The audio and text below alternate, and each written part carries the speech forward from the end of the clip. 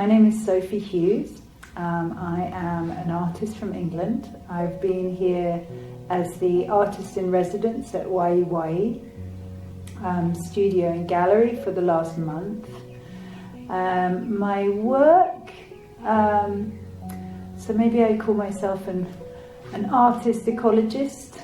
I'm really interested in art as a vehicle for exploring things that perhaps can't be known and can't be measured through other methods. I work in video and film and drawing, and while I've been here at Wawayi, I've been really interested in the idea of bringing in the agency of the more than human world, working with sun, working with the idea of giving other things agency. So a lot of the stuff you see behind me is about shadows, about light photography, anthotypes, things like that. And I suppose one of the things that kind of inspires me and keeps me going is the possible roles of art as an inquisitive and sensitive way of looking at some of the most pressing ecological questions of this time.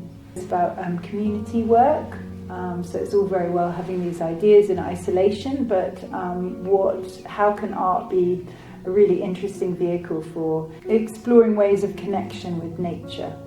So today there was a workshop here at Wawayi. They work with a mentorship program. With collaborating with something called Giving Circles. So we had 35 young people who came, and they did a really fun energizer, and then we did something which like a tree journey. So everybody lay down in the shade of the trees, and I wrote something for here, for Livingstone, for Zambia. Did with the young people is that they went on a journey where they closed their eyes, they lay down, and they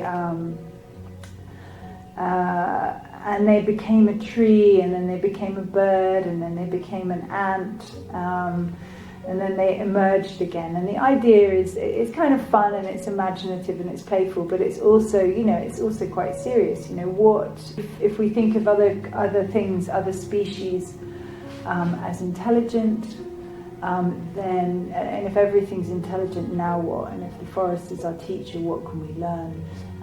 And this has been something really inspiring, especially from Wawayi, which has the Mbusa library, and learning about cultural practices of the Bemba, where there is an attention paid to the natural world and the relationships and the behaviour of other species, and learning from that, and taking that into our own behaviour and our relationships.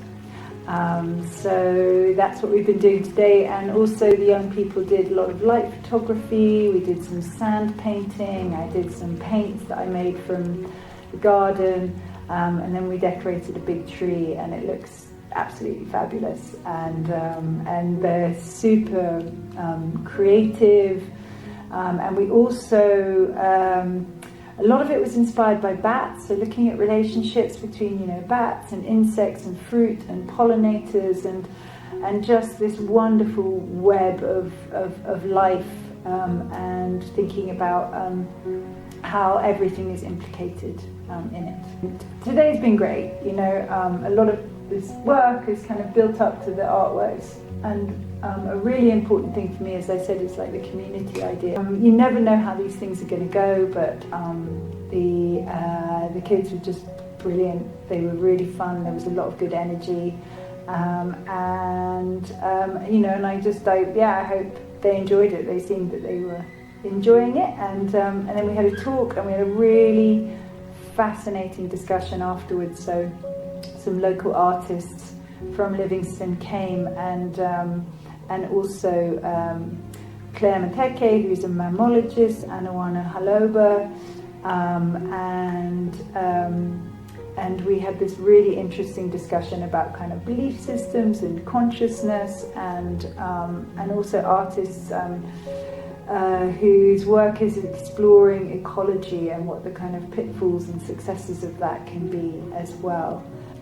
My stay has been really wonderful. I've been in such good hands.